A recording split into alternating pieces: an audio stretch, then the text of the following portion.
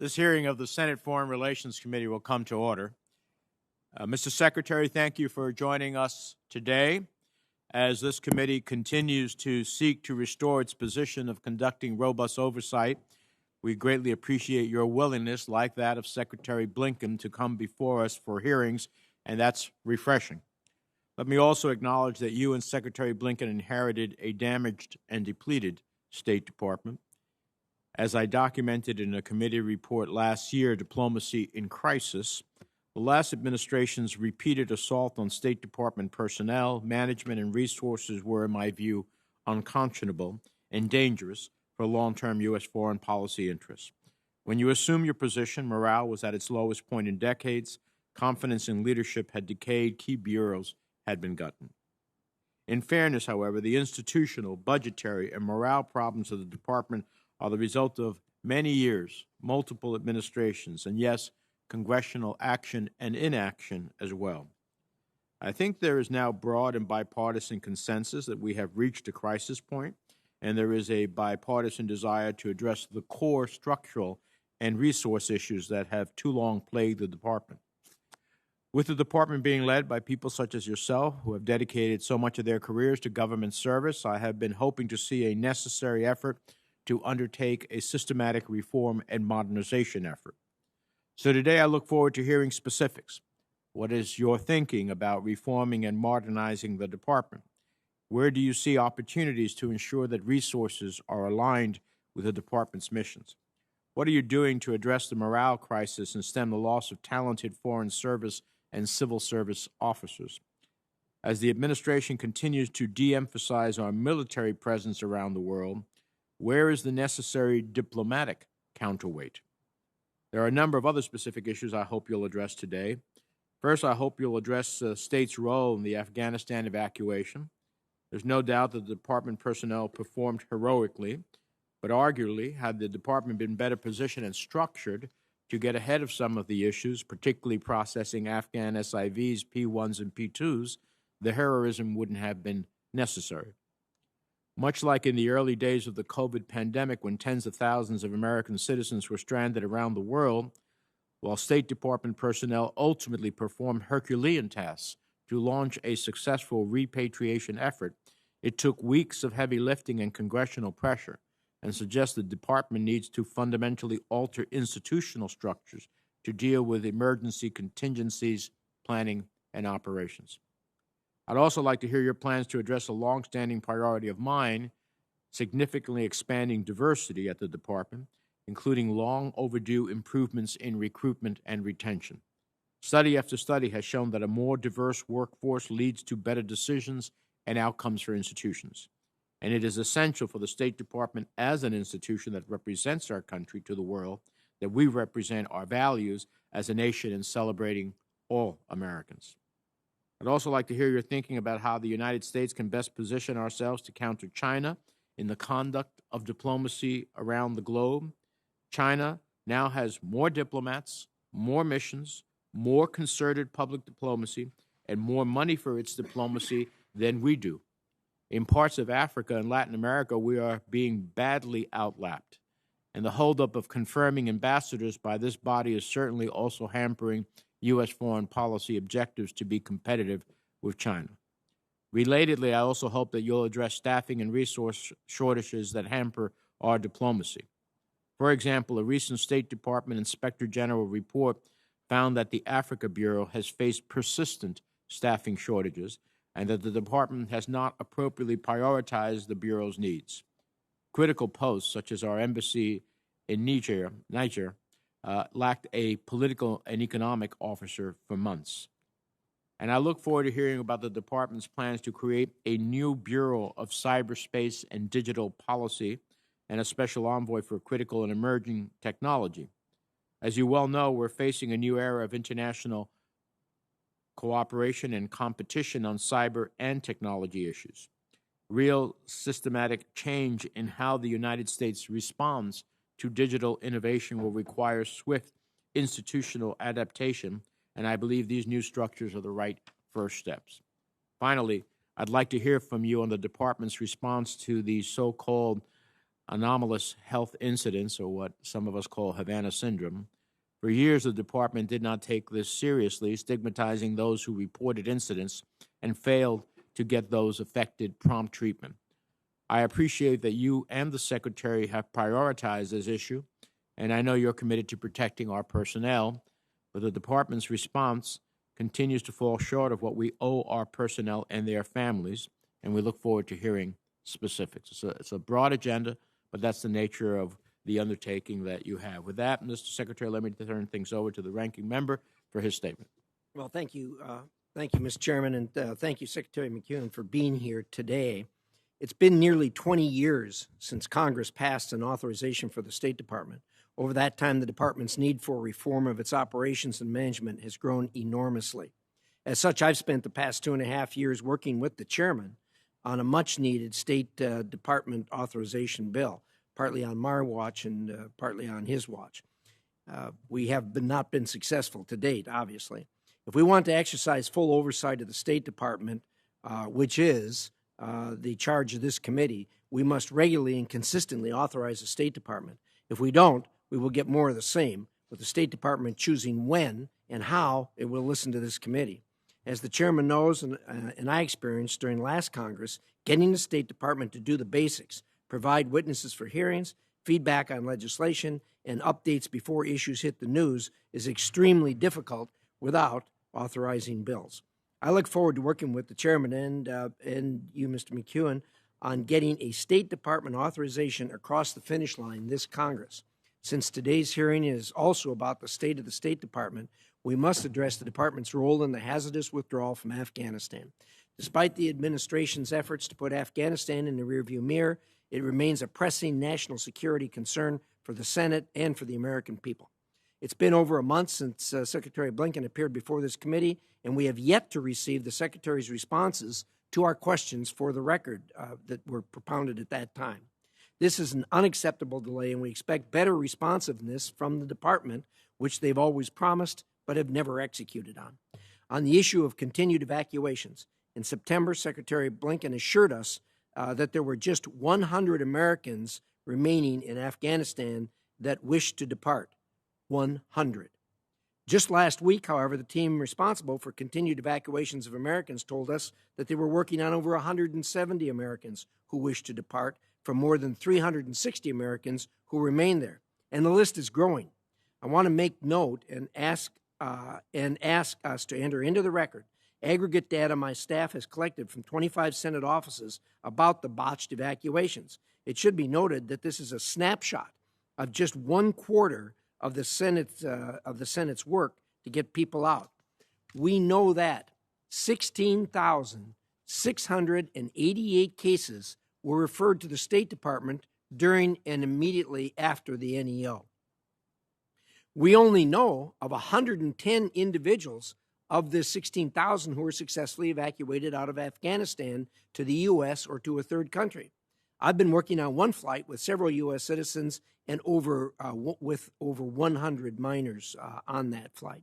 I'm also curious about the state of Embassy Kabul's workforce, particularly the fate of our locally employed staff. We owe a great debt to the Afghans who assisted our diplomatic efforts in Afghanistan for 20 years, and it's shameful that they were not all evacuated before the administration's arbitrary withdrawal. I look forward to hearing more details on establishing predictable mechanisms for the continued departure of Americans and the Afghans who assisted us in our mission there. Last Thursday, along with Armed Services Committee Ranking Member Inhofe and Homeland Security Ranking Member Portman, sent a letter to the Inspectors General of State, DOD, DHS, and USAID requesting a joint audit on the botched evacuation and the failure to deliver on the Special Immigrant Visa Program. As I mentioned at Secretary Blinken's hearing, the Department of Defense has a lot to answer for on SIVs as well. The bungled Afghanistan evacuation was a failure not only of the interagency, but also of leadership at the top. We will not accept separate audits from each agency just pointing fingers at the others. We've seen a dramatic uptick in terrorist activity in Afghanistan, demonstrating the Taliban lacks the will and capability to prevent terrorists from using Afghanistan as a safe haven, or for that matter, even governing in the most basic sense. Coordination with Afghanistan's neighbors to address terror threats is critical, and I look forward to hearing an update from you today. I'm not surprised, but I'm disappointed to hear that the Taliban is blocking women and girls from the workplace and higher education. Yet the department has signaled the intent to restart non-humanitarian assistance to Afghanistan without securing concessions from the Taliban on these important issues. I have no doubt you're going to face some strenuous questions on that particular issue from this committee and others. Any further expansion of long-term assistance to Afghanistan requires a discussion with Congress. Finally, I and 29 of my colleagues introduced the Afghanistan Terrorism, Oversight, and Accountability Act. I've asked the chairman that we mark up this important bill soon.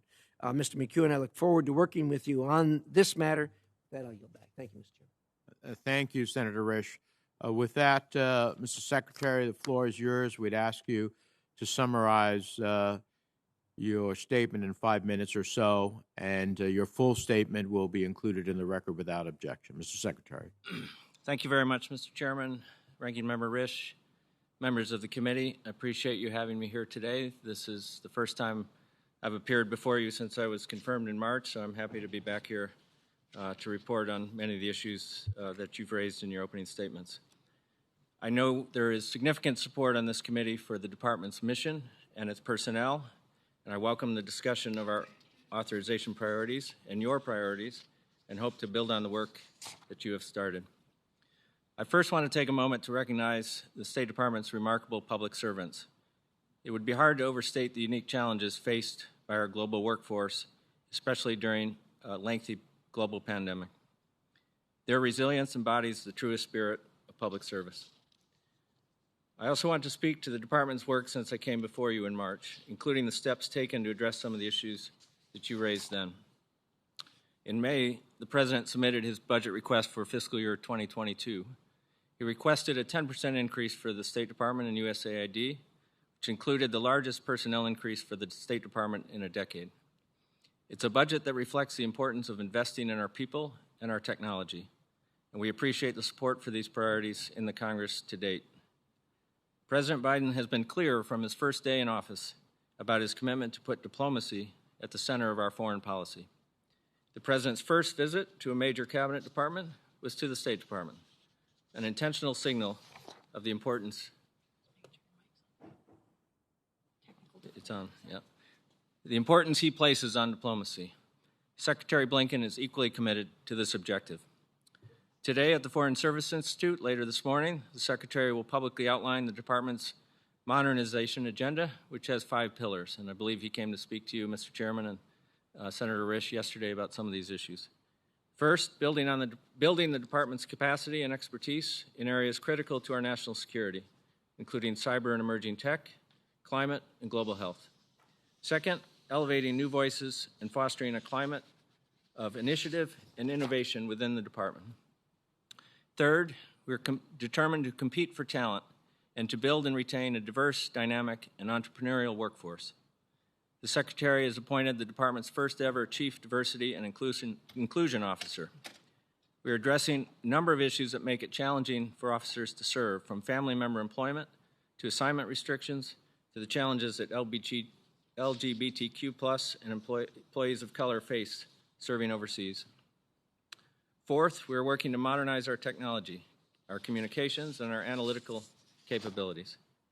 The final pillar focuses on our overseas engagement to ensure that our diplomats can conduct in-person diplomacy that's essential to advancing foreign policy goals. This gets at the issue of risk management. Pursuant to the President's National Security Memorandum 3, which he issued in February, an initiative that he undertook to revitalize our nation's foreign policy and the national security workforce, we've already taken steps to make systemic improvements in the way we recruit and retain employees. On recruitment, we've established a volunteer recruiter corps with 500 foreign and civil service employees who will assist our efforts to recruit a diverse workforce. We've also requested funds and authorization for a paid student internship program. On retention, we've broadened access to child care We're enhancing telework opportunities.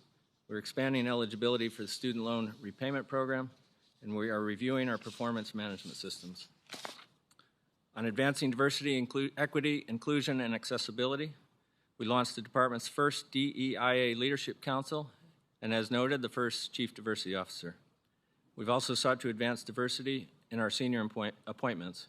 There's a lot of other work going on that I can speak to during the Q&A. We've made considerable progress, but there's a lot of work ahead.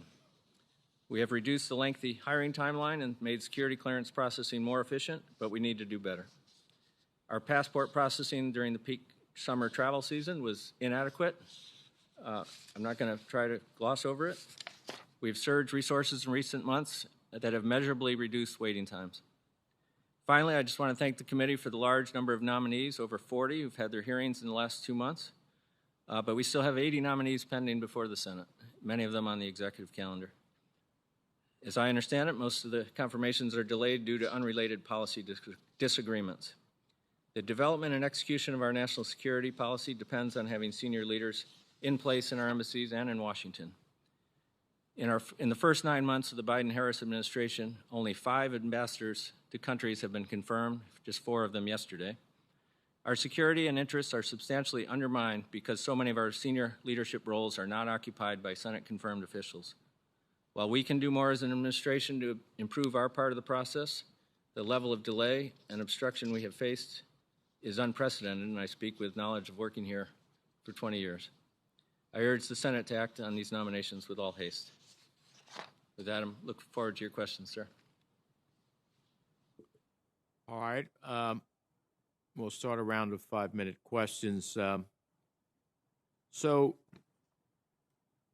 I heard what you say in broad outlines, but what would be your top 3 priorities for assuring that the department has the organization, the tools, and the resources it needs to meet its mission? Well, the first priority, sir, is getting adequate funding, and as I said, we're very appreciative of where we stand in the appropriations process to date, Senator Coons being the new chairman of the subcommittee on appropriations. Second, investing in our workforce to try to build a workforce to face the challenges of the next several decades at a strategic level, but also, as I mentioned, retention is a real concern. I mean, our attrition numbers are not as high as you might think, but anecdotally and in some surveys, there's suggestion that a significant number of employees are thinking about leaving. So that's the canary in the coal mine that we have to worry about, and so we have to address a lot of the pain points that make it hard to serve and that undermine morale. And so we won't hit a lot of home runs, but we're trying to hit a lot of singles that add up to something to make their lives better. And then within the organization, we need to empower people because it's a big organization with a global workforce. And there's been a tendency over the years, and I've been part of it in prior administrations, to try to manage everything with an 8,000-mile screwdriver overseas. So we have to empower our workforce at our missions, but also in Washington to generate creative ideas and fully utilize our workforce. So that's a cultural shift. That's nothing that we can do with resources, and it's going to take all of the leadership believing in it and having the back of our employees. Speaking about the staffing questions, something I have been at for 25 years between the House and the Senate is the diversity in the foreign and civil service, particularly in the State Department, which has one of the worst records of any of the federal departments. It's not only one of the best ways of representing the United States and our values abroad, it's also, I believe, a national security imperative. So how are you working to currently, and how do you intend in the future to hire, retain, and promote a diverse foreign and civil service? I hope you're looking at, when I have looked into this issue in the past, the oral exam has always been a somewhat amorphous process to me in terms of who can communicate well orally and who cannot. And then, of course, the review panel seems to be certain types of people. So that's one of the elements. And we always hear about recruitment. Well, if you have to recruit at diverse places to get a diverse workforce. There are some great institutions that are known for their foreign service and policy education, but they don't necessarily provide the most diverse student body as a way to recruit. So can you talk to me a little bit about this? I'm happy to, Senator. It's probably worth a longer conversation separately, which we're happy to do.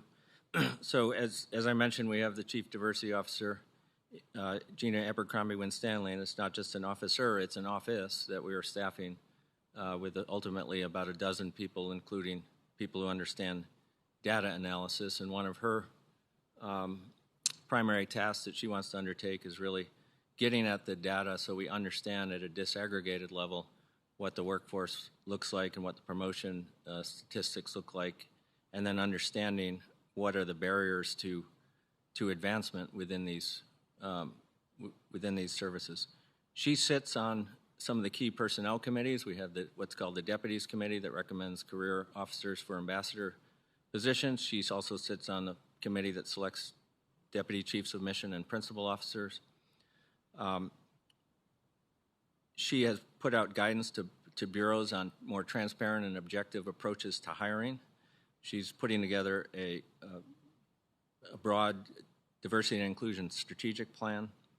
Across the department, every bureau now typically has somebody who's assigned to this task, and we've got a department-wide diversity council that the secretary chairs.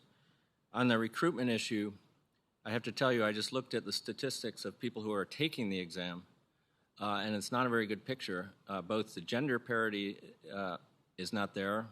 The ratio between men and women taking the exam is 2 to 1. And underrepresented communities are not signing up to take the exam. Our Human Resources Bureau has done some analysis on both why women aren't signing up to take the test and why African Americans in particular are not doing very well on the test.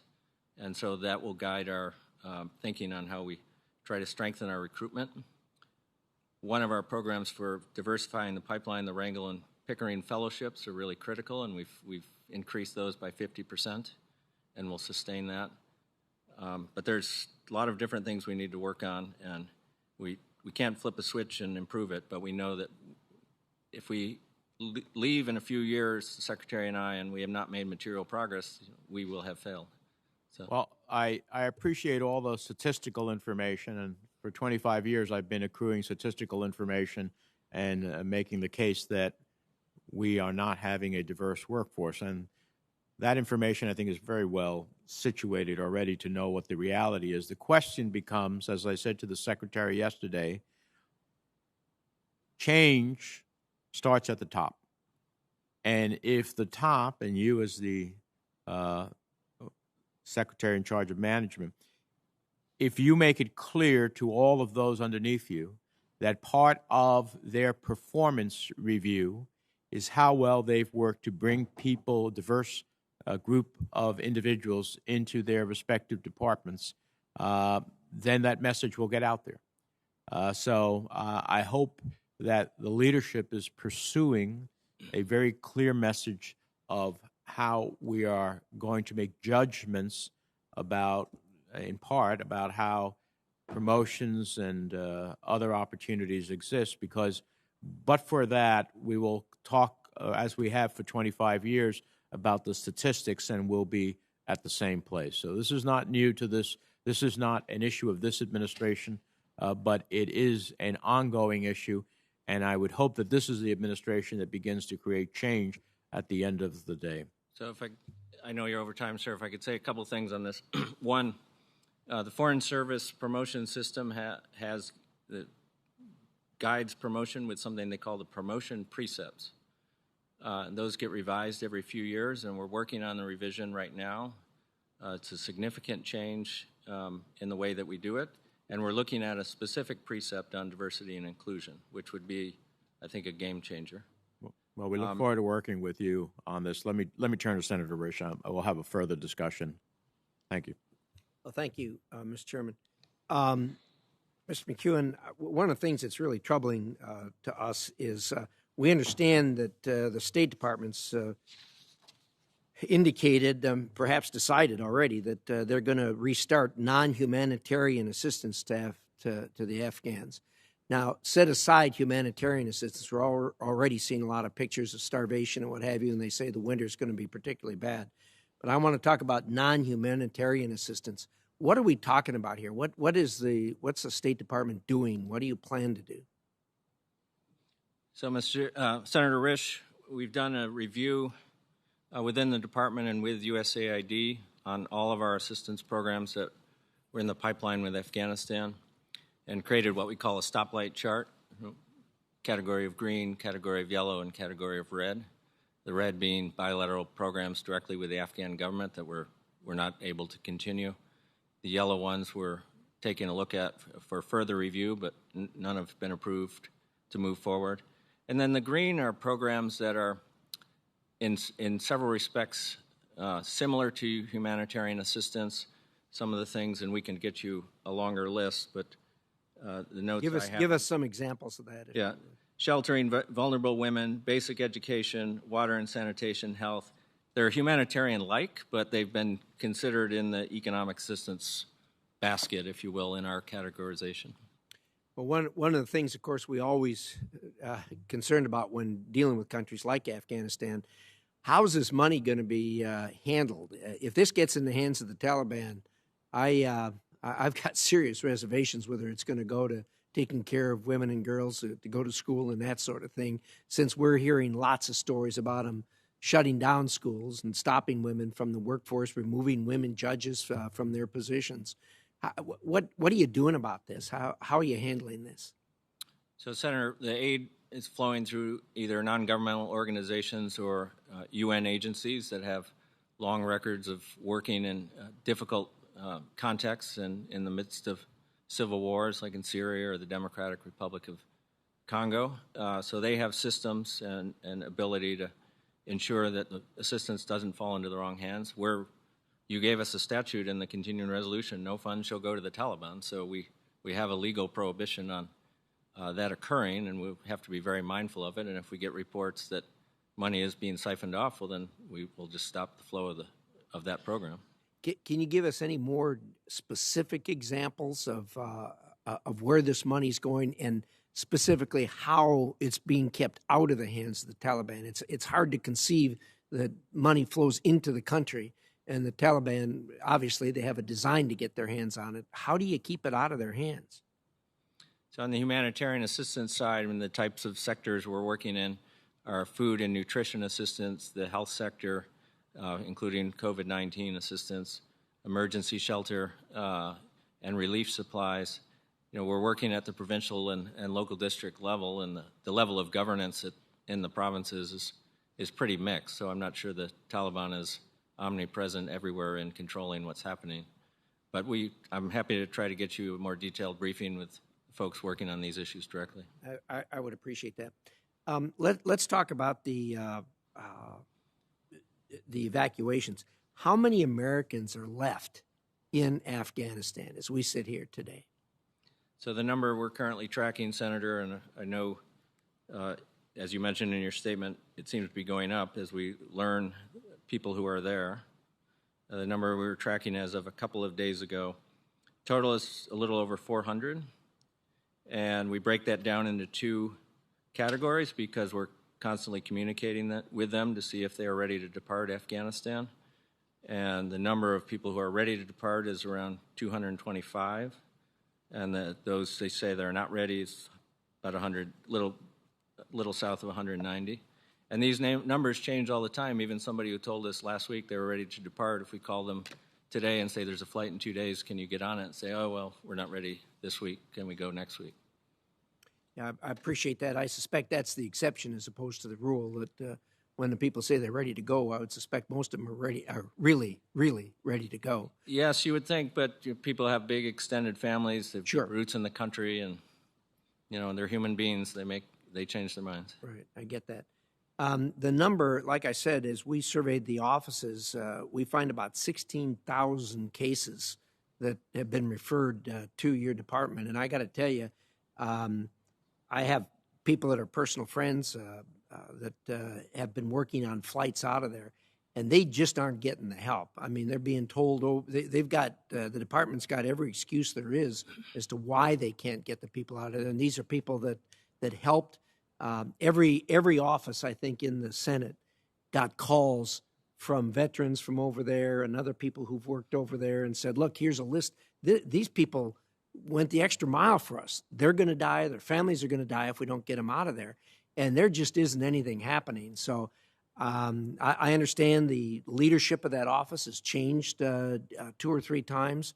But I'll tell you, as the person in charge of management, I would strenuously urge that you personally take a look at that and see if you can't move that on, because I'm telling you, this is not a partisan issue by any stretch of the imagination.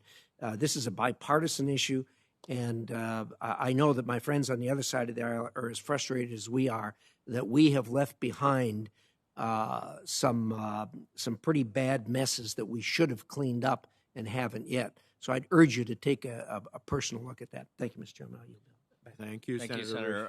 I'm happy to speak to it if you give me a minute, Mr. Chairman. But if you don't, I can catch up with Senator Risch later on this issue. Could we hear from him? If you want to respond for a moment. I'll speak briefly. I've followed this pretty closely, Senator Risch, and meet with Beth Jones, who's the head of our team working on these issues now. The biggest obstacle right now to getting people out of Afghanistan is the Taliban, which keeps changing its mind about what the rules are in permitting people to depart. But we're working, first instance, trying to get Americans out and green card holders, but also people who worked with us, including people who worked with the U.S. Embassy, and trying to get some regular flow of people out of Kabul and holding the Taliban to their commitment to permit freedom to travel. Some of the charter groups that I think you alluded to, many of them have been working out of flights out of Mazar-e-Sharif, where we had a much harder time getting fidelity on the manifest. We've had issues of stowaways on the planes or the flight crews coming into Al Udeid and Qatar wanting to stay there and not go back. Most of the flights out of Mazar want to come to the base in Qatar, so we have an agreement with Qatar. If these planes come, these people are likely coming to the United States. We're not going to leave them there in Qatar, so we need to get a better fidelity on the manifest, and that's been a huge challenge. I'll give you one example. Early on in this process, there was a flight that was being organized, and we were told there were about 10 or 12 Americans and 200 or so Afghans. And we checked the passport records and validated that, yes, there were 7 or 8 American citizens on the list. And then we called them, and most of them were in the United States. They were not in Afghanistan. So just drilling down and really understanding who's getting on that flight, because we have nobody there on the ground in Mazar, because once they get to Qatar, we own them. And so I understand the frustration. We've been working very closely with a consortium of veterans groups about this, but we're working it hard every day, I can tell you. Thank you. Senator Shaheen. Thank you, Deputy Secretary McKeon, for being here this morning and for your willingness to respond to our questions. I know you have offered to sit down with me on the Havana syndrome attacks, also known as anomalous health incidents, but I would be remiss if I didn't raise some of my concerns today at this hearing, because I continue to be disappointed by the State Department's response, even though I've heard from both you and Secretary Blinken that you are committed to ensuring that people who have been affected get the medical care they need. But what I'm still hearing from victims is that is not happening always. And so there's clearly a disconnect between what's happening at the top levels of the State Department and how people are being treated in some cases. So let me ask you a couple of questions. First of all, Ambassador Spratlin, who was designated at the department to be the point person on this, left in September. I think it's been about 40 days since she's been gone, and the secretary said that he was committed to ensuring that someone would replace her. So do you have any sense of when that is going to happen? And is there a protocol that is provided to all of our embassy personnel, all of our ambassadors, for how to treat reports of these kinds of attacks and get people medical care? Yeah, thank you, Senator. On Ambassador Spratland, she performed great service, and we were sorry to see her go. I expect the Secretary to make an announcement about a replacement in the next day or two. In terms of protocols, so when an officer at post reports an incident, they are instructed to either report it to the medical unit or the diplomatic security office, the regional security office. And both of those offices have a standard protocol. The RSO has a questionnaire that the officer fills out, and then that's reported back to Washington. And then the medical officer, whether it's a doctor or a nurse, has what it's called a triage tool, and similarly, it's a medical assessment of various things, but they're all being asked the same question, so we can try to have consistency in the data. And then if their symptoms are serious enough, some officers are medevaced. And back here in Washington, we've recently organized a contract with Johns Hopkins University Medical System to get people into care quickly if they need it there. I know there's been interest in getting folks in Walter Reed, but that's not typically a fast process, and the Hopkins contract allows us to get people more immediate care.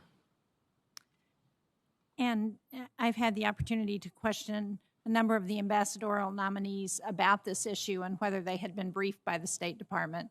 And I don't think there was anybody who said they had actually been briefed. Oh, well, that surprised me, Senator.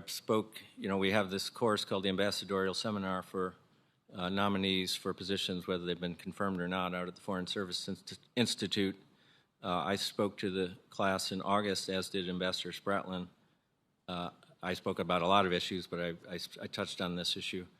And there's a class going on right now. I'm speaking to them next week about this issue. So whoever told you that skipped the class that day, which would not be surprising because they don't go to the class every day. Okay, well, this was 2 weeks ago, and so I'm glad to hear that there is an ongoing. And is there a written protocol that people are provided? You mentioned the questions that. So there have been several guidance cables to posts around the world, both classified and unclassified, about what to do, how to report, emphasizing that there's no stigma for those who wish to report. Both the Diplomatic Security Service and the Medical Bureau have done their own messages to their individual workforces. I think Dr. Padgett, the head of the Medical Bureau, did a town hall on this issue within the last couple of weeks. There's a lot of communication, both to the workforce at large, but also the units who have to deal with these issues directly.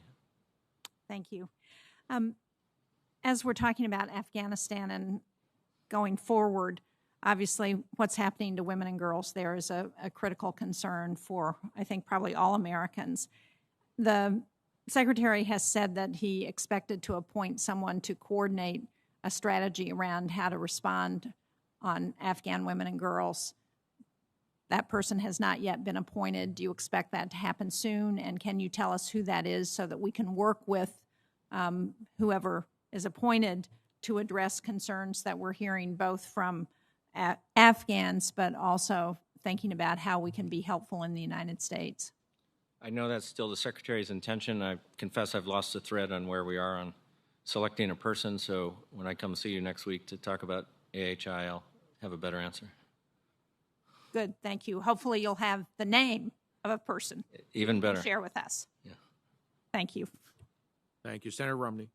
Deputy Secretary McKeon, thank you for appearing today and appreciate the chance to ask you a few questions.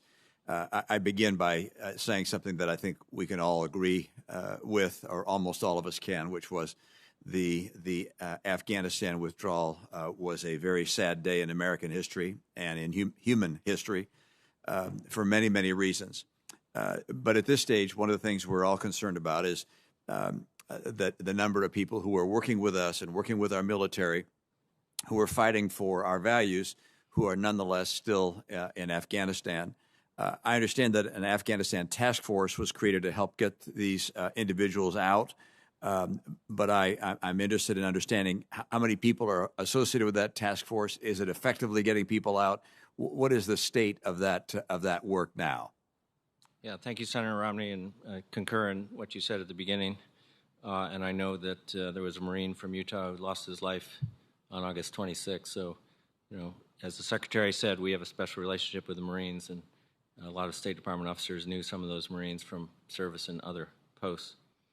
So we have a task force that's led by a former Ambassador Beth Jones that's looking across the continuum of how we're trying to get people out, which is how are we helping to facilitate travel out of Afghanistan at what we call the transit points or lily pads and at military bases now in the Middle East primarily, and then bringing them to the United States for resettlement activities.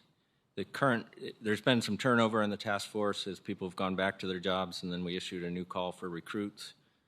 Recently, we put out a department-wide call for people to come work on the task force, and 140 or so people raised their hands. But I'll have to get to the precise number of people working on it in the department. There are also people working out at the military bases on the resettlement work and at the bases in the Middle East who are either state or USAID people. The first priority right now, as I said, is American citizens and green card holders, but we're also working to evacuate Afghans at risk and other people closely associated with the United States government. There's a number of applicants for the Special Immigrant Visa Program who already have a visa. They were issued a visa back in August, or we've given them what we call an electronic visa. So we're also working to try to arrange flights for them. Deputy Secretary, I would just note that, at least speaking for myself, if there's need for additional resources, financial resources to provide additional personnel to speed this process, I would, for one, be very anxious to provide that support. I think we have a moral responsibility, an American commitment to help those who helped us and leave no one behind, not just our own citizens, but others who fought alongside us. Yeah, on a very different area, many of us have a great deal of concern about what China's ambitions might be with regards to Taiwan. One, because of the people there who've enjoyed a freedom from the heavy hand of the Communist Chinese Party, but also for our own interests, particularly given the fact, for instance, that the great majority of the world's semiconductors are manufactured in Taiwan, and this would be an attractive get for the Chinese Communist Party. What is or what can the State Department be doing to make sure that China understands what the consequence would be? I'm not talking about military consequence, but the consequence would be of them taking an effort, a military effort, to grab Taiwan. So, Senator, this is not something I work on very often, but I'm familiar with the general contours of our Taiwan policy. As you know, it's grounded in the Taiwan Relations Act and our commitment to Taiwan's self-defense and providing their legitimate self-defense needs, which those arms sales go through the State Department approval process. I think politically it's a broader campaign that we do directly with the Chinese, but with other governments to make it clear that coercion by China vis-a-vis Taiwan or God forbid, the efforts to seek to change the status quo by non-military means will not be accepted by the United States and the international community. I guess the term will not be accepted by. I would love to have that expanded upon, not necessarily right here in this hearing, but to make it very clear to China what the consequence would be. I mean, oftentimes we put in place sanctions on people who do things we don't like. The problem is the things we don't like have already occurred when those sanctions are put in place. I would love to be very clear to the Chinese Communist Party about what would occur, not just on the part of the United States, but of our allies and friends around the world, were they to take kinetic action against the people of Taiwan, and think that specificity might be helpful in helping them calculate just exactly what the cost, and I'm talking about the diplomatic and economic cost, might be were they to take such effort. Thank you, Deputy Secretary. Appreciate your participation today. Thank you. Senator Cardin. Secretary McCann, welcome. I thank you again for your leadership at the State Department.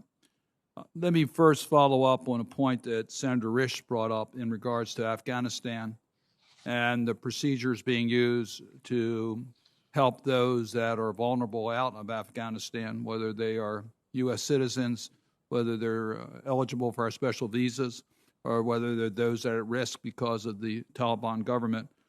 I sent a letter to the State Department about a week ago and asked for a response before this hearing, and I've not gotten one, in regards to the apparent lack of transparency and openness in individual cases that we have. Before during the withdrawal, the evacuation, we had a pretty open process with the State Department on individual cases. That seemed to have changed once our presence was no longer in Afghanistan.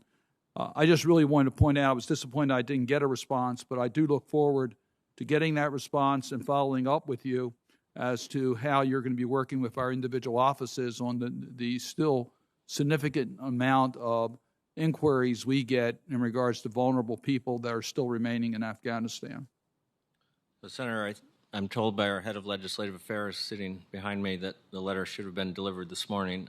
I looked at a draft last night, so if you don't have it, we'll make sure that you get it after this hearing. I thank you for that. First, I really am very supportive of the announcements being made today, the 5 areas that you mentioned for significant reform within the State Department. I agree with Chairman Menendez's initial statements of how over a long period of time we've seen a decline of the support for our Foreign Service officers and our diplomacy mission. And so I do think it needs to be reinvigorated, and I think the outline that you announced today is the right way forward for us to have those discussions. I do encourage us to have a robust interaction as these plans are being implemented, because we're certainly going to have some comments. We may not be in total agreement with every move, but we certainly want to work together to achieve the objectives that you've set out.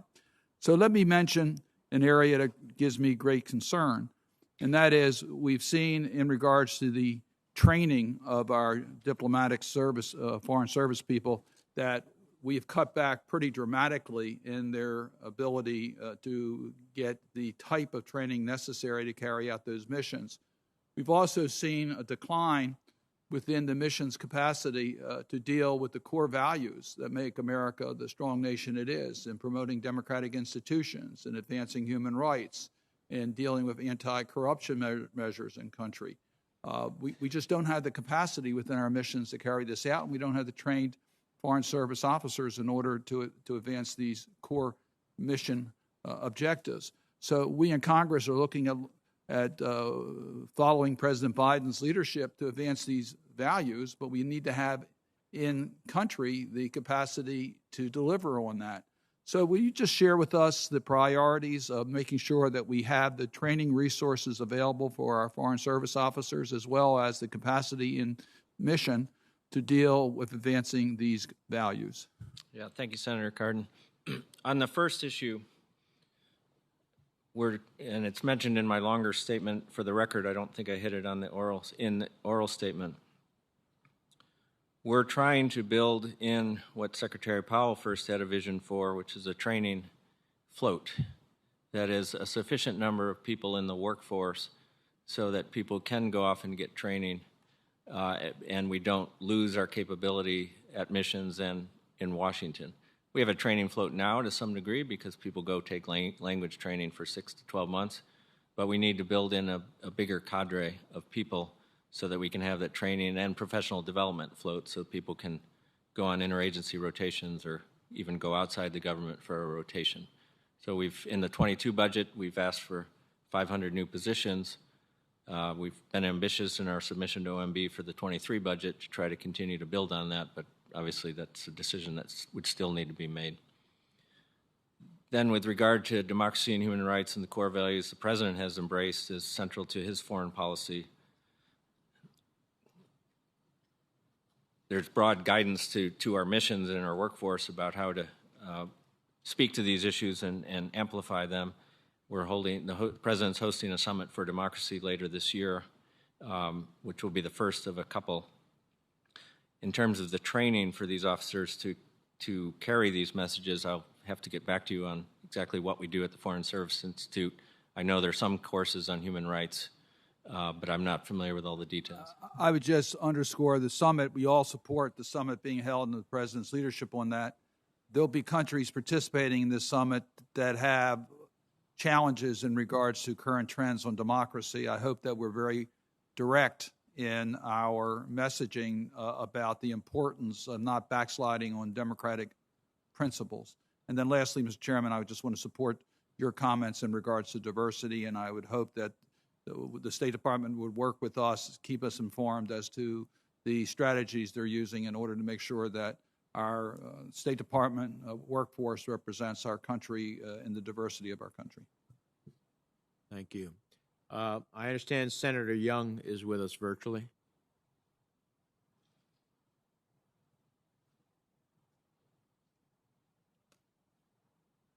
Senator Young, are you with us virtually? I am. Yes, sir. Can you hear me? Yes, we can. Go ahead. All right. Thank you, Chairman. Mr. McCune, I wish we could spend this hearing looking at long-term strategic resourcing issues for the State Department. I wish we had the luxury of rethinking the State Department, of evaluating new horizons of diplomatic efforts throughout the world. I especially wish we could discuss how we're shifting our focus to Asia to deal with the growing threats to national security from a rising China. Instead, we must first attend to this administration's suboptimal withdrawal from Afghanistan, its careless failure to treat allies with respect, to its self-inflicted wounds that have sapped our nation of vital resources at a critical time in our nation's history. So I want to start with a very simple yes or no question, sir. Has our withdrawal from Afghanistan freed up resources at the State Department to focus on other strategic priorities in Asia, such as the threat posed by the Chinese Communist Party? Yes or no, sir? Well, we're spending fewer resources in Afghanistan. That's correct, although some of these resources may get rescinded in the appropriations process. But it's not a yes or no. So it's freed up resources to focus on other strategic priorities. We're not more focused on Afghanistan now than we were a couple of years ago? In terms of our overall resources, that's correct. We still have a focus on the enduring commitment to Americans and green card holders and Afghans who've helped us to try to bring them out of the country. But yes, Okay. we have fewer department resources devoted to Afghanistan, but as I mentioned, we had a pretty big assistance pipeline, some of which probably will get rescinded in the appropriations process. All right, Mr. McKeon, well, let me follow up. I'm a little skeptical, only because I know the nature of the withdrawal has forced the department to pull officers and staff from Asia and throughout the world to stand up multiple crisis teams. And those teams are desperately trying to catch up to the crisis on the ground. We know diplomats have spent hundreds of hours reassuring allies and trying to repair our damaged reputation. It doesn't sound like a strategic refocusing. So can you provide specific numbers of personnel and funding that have been freed up as a result of the withdrawal, sir? I'll have to get you those numbers. For the record, Senator Young, what I would say is we certainly have not lost focus on the importance of the generational challenge with regard to China and our Indo-Pacific strategy. I'm unaware that we've pulled officers from posts in Asia to work on the task force. We did have some consular officers at some of our bigger posts in the world, like in Manila and New Delhi, helping to call American citizens in August. But we've not pulled officers from missions in East Asia. Well, I'll look forward to getting the specific numbers of personnel and funding that have been freed up as a result of the withdrawal. I could also say, Senator, in both our 22 budget and our pending 23 request with OMB, as we look at increased personnel resources, the number one bureau, the bureau that's getting the most new positions, is the East Asia Pacific Bureau in both years. All right, sir. How would you say that morale and confidence in state has been affected by our botched withdrawal from Afghanistan? Well, Senator, with some humility, I'm not sure I can speak to the morale of 75,000 people who work for the department. I would say that many people who stepped up to volunteer either to go to Afghanistan or I'm gonna just briefly, respectfully interject. You're one of the leaders of the State Department. You're supposed to have your finger on the pulse of the morale of folks at the State Department. I think you could at least make a generalization about institutionally, organizationally, how folks on the line are doing right now, so that we in Congress might fulfill our oversight responsibilities. Well, Senator, the people who volunteered to go to Kabul or who worked on the task force felt a strong sense of mission to help during the crisis, and I think felt that they did the best they could and managed to save a lot of lives. But I know people who came back from Kabul airport who are undergoing an emotional toll about the experience they went through. I think many people in the department served in Afghanistan over 20 years, so there's an array of emotions about what was invested and what was lost. I think how can we possibly say in the end that the withdrawal has left us better equipped diplomatically to face other challenges?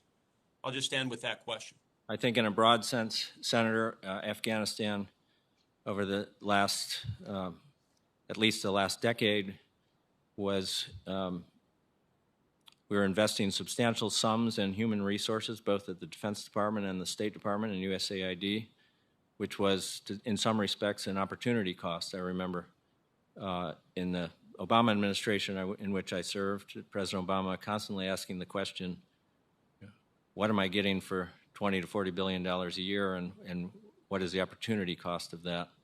So ultimately, the strategic shift away from Afghanistan, allowing us to focus on the priority you started with, which is the challenge of China, will be to our national benefit. Thank you, sir. Thank you. Senator Kane. Thank you, Mr. Chair and Secretary McKeon. Mr. Chair, I have a thought that I kind of maybe wanted to direct to the committee, to the leadership of the committee, a concern of mine. In discussions about Afghanistan in this committee and the Armed Services Committee, there's analysis, as there should be, about the withdrawal and was it planned correctly. But I've not yet in any of my committees, and I'm not aware of it really happening in the Senate, of significant discussions in committee hearings about maybe the most pressing issue with respect to the Afghanistan withdrawal. We have brought tens of thousands of Afghans safely into the United States. They're in New Jersey, they're in Virginia, they're in New Mexico, they are in Indiana, they're in Wisconsin. I have visited two of the sites in Virginia. Quantico has about 5,000 Afghans on its base right now. Fort Lee has about 2,000. Fort Pickett has about 10,000. And I actually think the biggest marker of the success or failure of the Afghan evacuation is going to be the work that we do as a nation to help these families transition into being successful parts of American society. So my worry is I'm not hearing that as a focus of committee discussions. Some of the resettlement effort is owned by the State Department. The DHS is now the lead agency on the effort. Most of the Afghans who are not SIVs, they're in a humanitarian parole situation that will need some adjustment at the end of a 2-year period, and that would likely go through the Judiciary Committee. There's tremendous needs of the resettlement agencies. Those would likely be handled via appropriations. But I'm kind of wondering, from a Senate oversight of this critical mission going forward, I'd love it if this committee might have a hearing about the resettlement effort looking forward and what we're going to do for these families, or a number of the committees doing it together, because I think this is absolutely critical. When I went to Fort Lee at the end of August, right at the beginning of the evacuation, the plan at that time, and families were being told this, is that they might be on a military base for 10 days to 2 weeks. When I went to Quantico last Monday, a week ago, this past Monday, the families were being told they might be there for 3 to 4 weeks. There were 5,000 Afghans on that base. They were letting 50 depart that day, and I just did my math. Okay, 50 depart every day, that's 100 days. That's 3 or 4 months, not 3 or 4 weeks. It's all depending upon the resettlement agency's ability to find jobs and housing. Finding jobs in a tight labor market. I had a barbecue restaurant in Richmond call me the other day and say, I want to hire some Afghans because if I can't hire Afghans, I'm not able to hire anybody.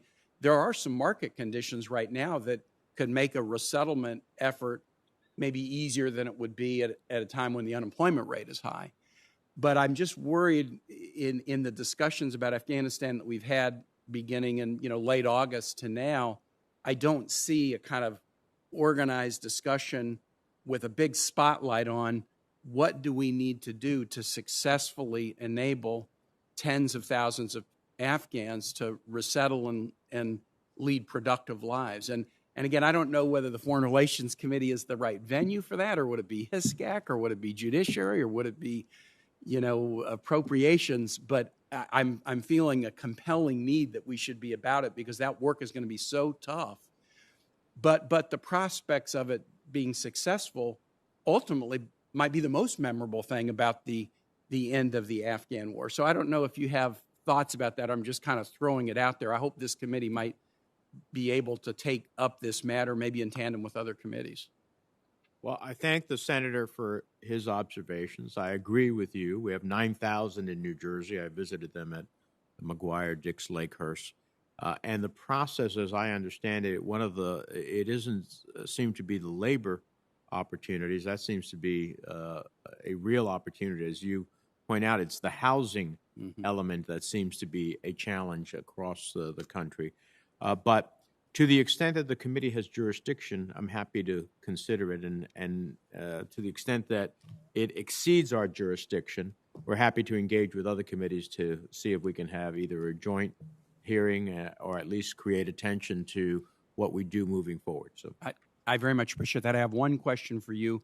I'm happy to speak to this briefly if you wish, Senator Kane, but I don't want to chew up your time. Well, yeah, let me just ask you one question. The State Department has a health incidents response task force looking at the Havana syndrome issues. The previous leader of that task force left on September 23rd, and as far as I know, State has not appointed a new person to lead that task force. If I'm correct about that, can you tell me that you will get a good director running that task force ASAP? As I told Senator Shaheen, the Secretary is expected to make an announcement about a new coordinator in the next day or two. Thank you, Mr. Chair. thank you. Senator Barrasso. Thank you very much, Mr. Chairman. So on August 19th, President Biden vowed that he would get every American out of Afghanistan before withdrawing U.S. forces. He stated, Americans understand we're going to try and get it done before August 31st. The President went on to say, and if there are American citizens left behind, we're going to stay until we get them out. This Saturday, I attended the funeral services and memorial service for the life of Riley McCullum, one of 13 of those soldiers. He was a U.S. Marine. 1,000 people turned out in Wyoming to honor his life, a life he gave at the airport in Kabul, I'm talking to you. Would you please pay attention? I'm listening, Senator. I'm looking at my notes on this very issue. And the next day, the President reiterated a point stating, let me be clear, any American who wants to come home we will get you home. As President of the United States, well, he didn't keep his word. On August 30th, the U.S. military evacuation ended with the last 5 planes leaving Kabul without a single American on board. The Biden administration left hundreds of Americans and thousands of Afghan partners behind enemy lines. The administration seems in deep denial, greatly miscalculating how many U.S. citizens they left behind. One or the other, deep denial or great miscalculation. On September 13th, Secretary Blinken said there were fewer than 200 American citizens in Afghanistan who wanted to leave. Yesterday, Undersecretary of Defense for Policy Colin Powell testified before the Senate Armed Services Committee that there were 450 American citizens still in Afghanistan. He said 196 Americans were ready to leave Afghanistan. He also stated that since September 1st, the U.S. government has helped facilitate the departure of 234 U.S. citizens and 144 law permanent residents. I think today you testified to a different number, It's been almost 2 months since the U.S. withdrew from Afghanistan. There are still American citizens trying to get home, to get to safety, still behind enemy lines. With no U.S. presence on the ground, what mechanism are you using to ensure the safe evacuation of Americans that the Biden administration left behind in Afghanistan? Senator Barrasso, we're working every day to try to bring out the Americans who wish to depart. We're working with a couple of airline companies that are willing to go into the Kabul airport to bring people out on chartered aircraft. There's not normal commercial aircraft service right now at the Kabul airport. We have some flights that we expect to go this week to bring out several dozen Americans. Several dozen. When do you believe all Americans who want to leave Afghanistan will be evacuated? So the number, as I said earlier, of people ready to depart is over 200 on the current pace, depending if we continue to have success with these charter flights. I think all of these people who say they are ready to depart will be offered an opportunity to depart in the next couple of weeks. So we have Americans still trapped in Afghanistan. What actions is this administration taking to help secure the safety and the well-being of these American citizens? So we're talking to the Taliban in Doha about their commitment to permit freedom to travel, particularly American citizens. And we're working with, as I said, a couple of airlines who are willing to go into the Kabul airport. They have agents on the ground who are checking the manifest, ensuring that people who are coming onto the planes have the right documents. And it's something our task force, led by Ambassador Beth Jones, is working on hourly. The Taliban has taken over Afghanistan. They are a foreign terrorist organization. There is increased insecurity, movement restrictions, threats posed to civilians. Afghanistan is in crisis. No U.S. civilian, diplomat, or military presence in the country other than those being held. The administration wants to continue to provide foreign assistance, including economic support funds to Afghanistan. During his testimony before the House Subcommittee on National Security, the Special Inspector General for Afghanistan Reconstruction stated, quote, "A reduced U.S. civilian and military presence in Afghanistan among a deteriorating security environment could create new challenges for conducting effective oversight of U.S.-funded grants, programs, and contracts for reconstruction work."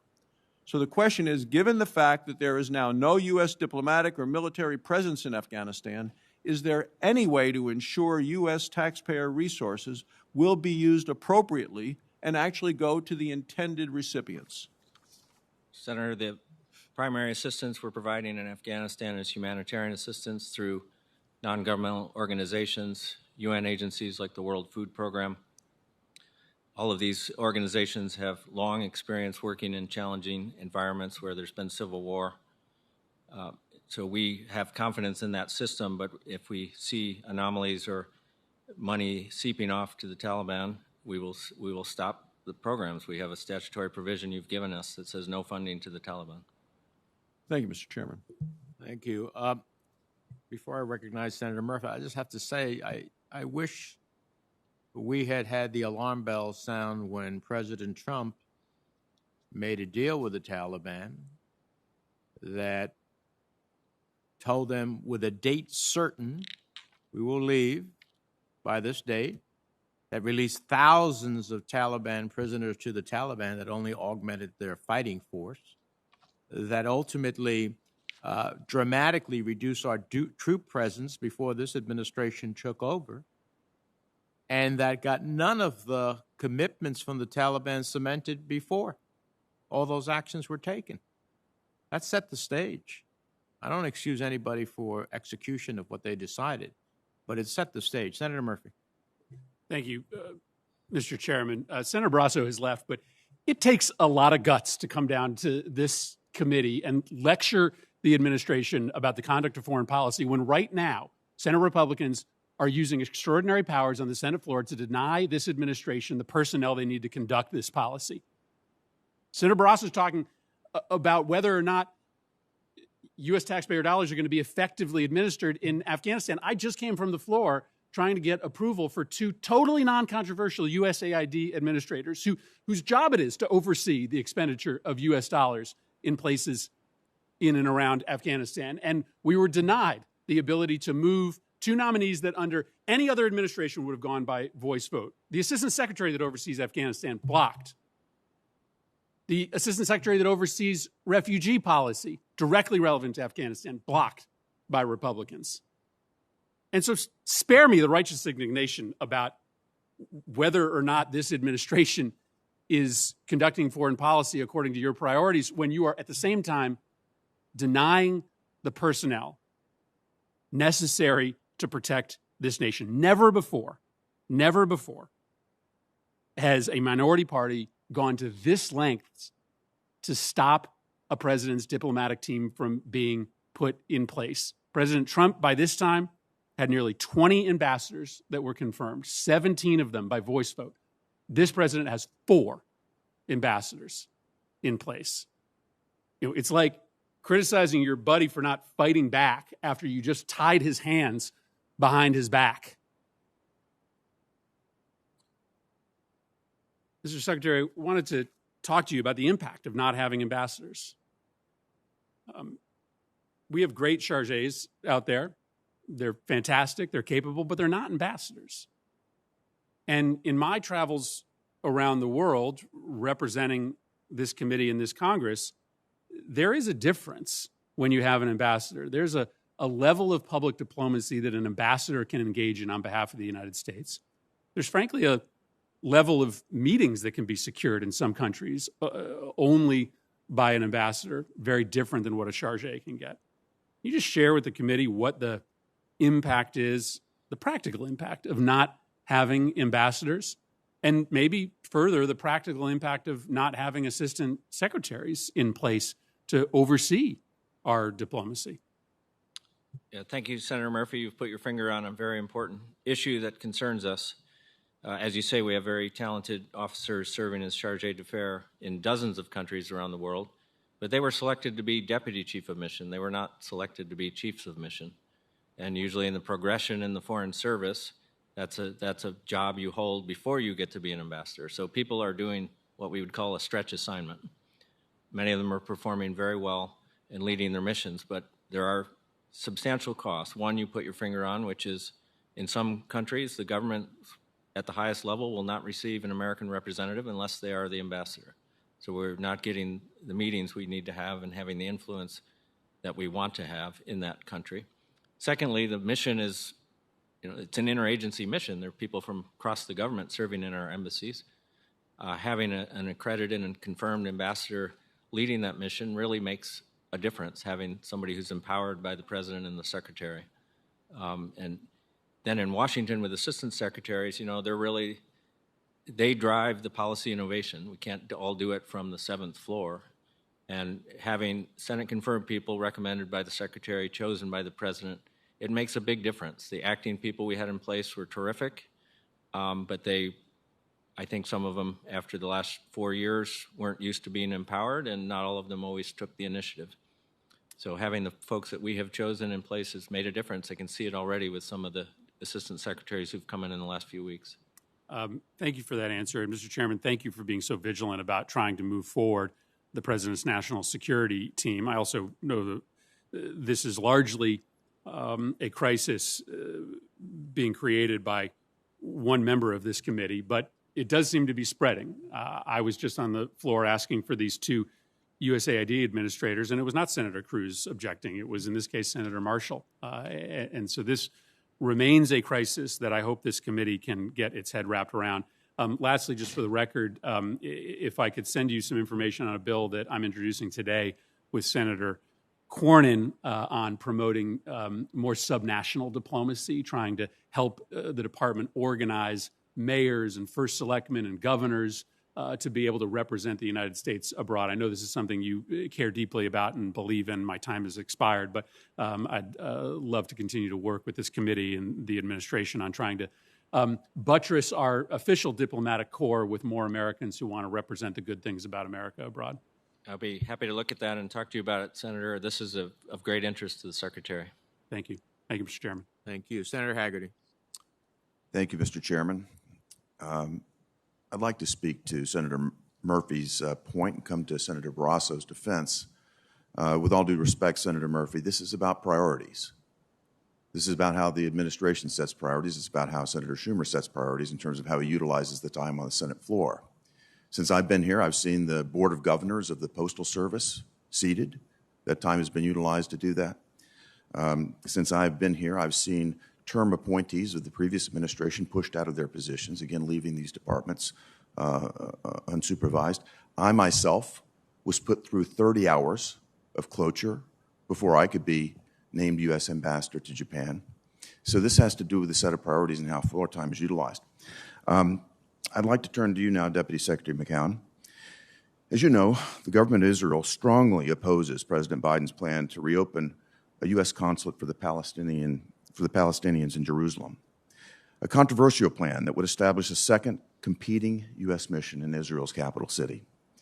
The Trump administration followed the law, namely the Jerusalem Embassy Act of 1995, by recognizing Jerusalem as Israel's eternal and undivided capital. That happened in 2017. And then by moving the U.S. Embassy from Tel Aviv to Jerusalem in 2018. The Trump administration also closed the U.S. consulate to the Palestinians and merged its functions into the U.S. Embassy's Palestinian Affairs Unit under the chief admissions authority of the U.S. ambassador to Israel. President Biden's proposal to open a second U.S. mission in Jerusalem would begin to reverse the recognition of Jerusalem, and it would divide Israel's eternal and undivided capital city.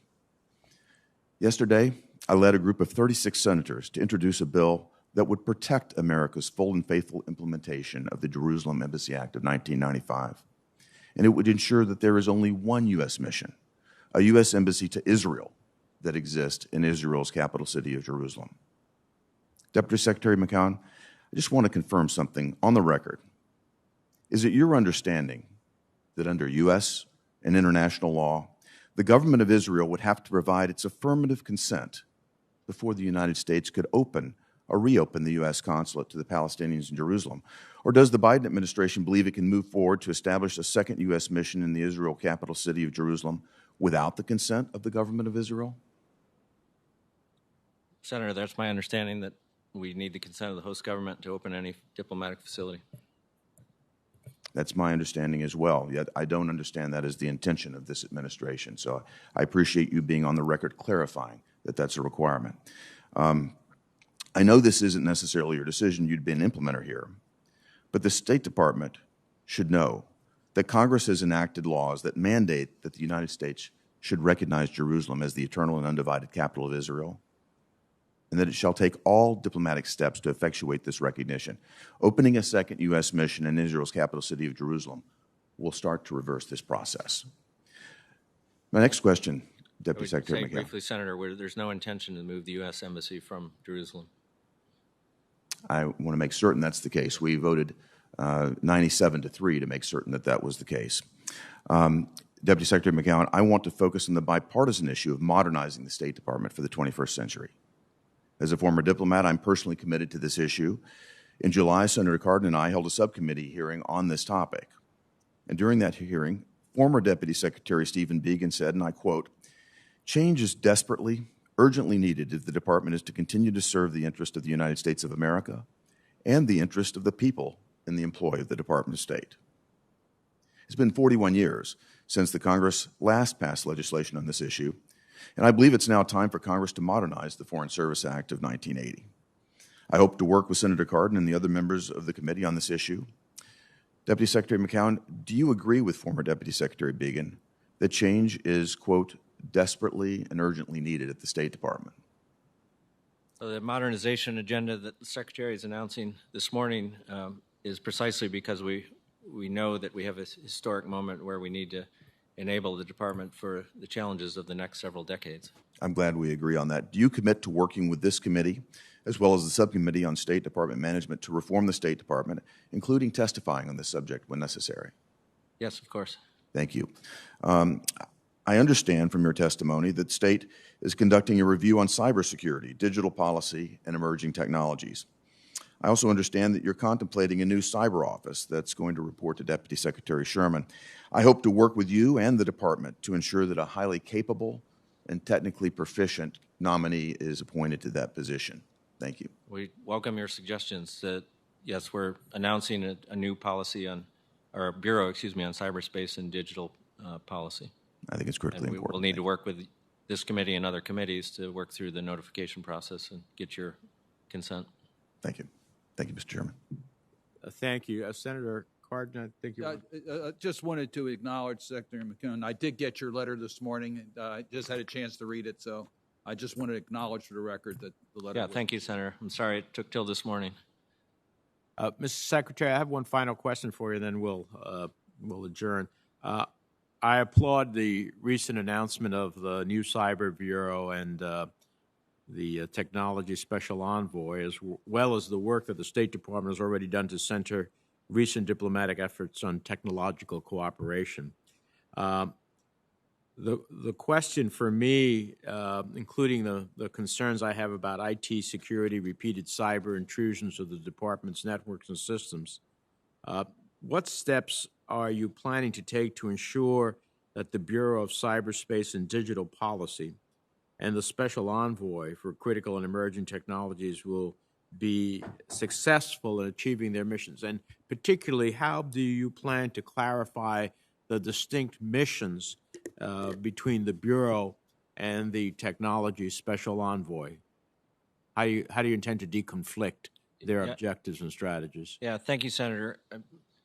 We think there's enough space for both because of the different work priorities that we expect them to undertake. The Cyber and Digital Policy Bureau will focus on international cybersecurity policy, digital freedom, international digital policy, working with the International Telecommunications Union, trusted telecom issues, and the like. The Special Envoy on critical and emerging technologies will focus in the first instance on issues like artificial intelligence, quantum computing, biotechnology, making sure that our engagement with both these sectors, the rest of the government, and technology partners is advanced and in the right place. So part of the reason to have both of these entities reporting to Deputy Secretary Sherman directly, at least for the first year, is to ensuring harmony in their missions and then not stepping all over each other. Well, we look forward to your continuing engagement with the committee as you create this reorganization and structure. But we applaud, this is an area we think is incredibly important. Senator Hagerty. Thank you, Mr. Chairman. I just want to echo the points that you're making and say that it's critically important that in these positions we get people with the right technical proficiency.